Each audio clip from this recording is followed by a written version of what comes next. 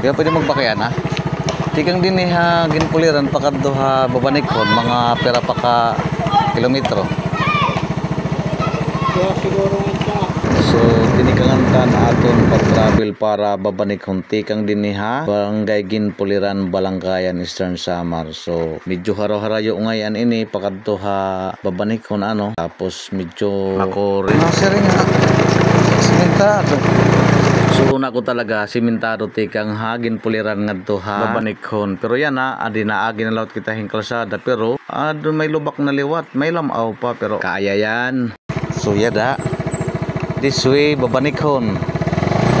So padayon kita hit paglalakaton ano. So ini in rough road lagyap nga akong ginaagin. Medyo halaba ini nga rough road na may mga hiplamrulam para hakon nga first timer medyo kinukurian talaga. Una ko hindi nga part amo naan babanikhon. So diri pa ngayan asya didaan babanikhon. Harayo pa ngayan kasi gintuturoy ko ang plaza. So dinhin nga mga kalsada medyo pamati ko madalunot kami da mga lumot-lumot dara nga diri na adlawan na nga kun makadi ka mo medyo careful la. So approaching na kita iton barangay Babanikhon Llorente Eastern Samar. Take note ha waray din hinira internet. Shoutout ko nga yan sa ko makalimtan Hinilia Contado. Shoutout po ha mo madam. So amo na ini an Babanikhon ano ani nakita medyo harayo ngayon nganhi. So yan itira basketball court. Ini tatay. Oo. So amo lang din hit balay ni Radidi. Adi pa didi. So yan hit radin yan hit balay kapitana.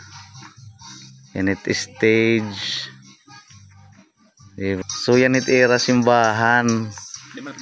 Hit Babanikhon. So yan he asalan din hit era balay dapit din he. Oh ato didto gin agmita ko didto ginagian nga mga kuan. Didto nga balay didto kanan hulag na it. Din he kanang Babanikhon din nga balay din he. Tikang hit didto nga crossing hit nga may kuan nga may nakabutang nga hulag. Harayo pet ngadto naman.